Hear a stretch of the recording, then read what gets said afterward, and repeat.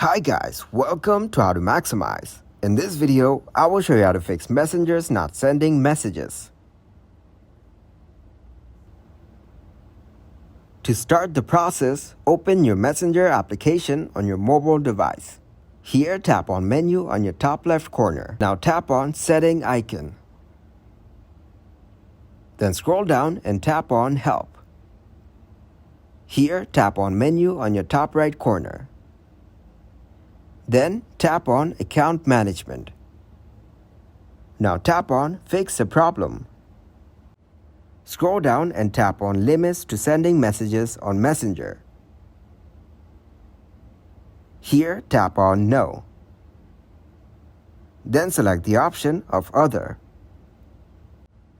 Now type here, Dear Support, I'm facing an issue while trying to send messages on Messenger. The error message, couldn't send, keeps appearing. I have tried various solutions, but the issue persists. Please resolve this issue as soon as possible. Thank you. Then tap on Submit. As you can see, your report has been submitted. Thanks for watching, and please leave a like, subscribe, and share.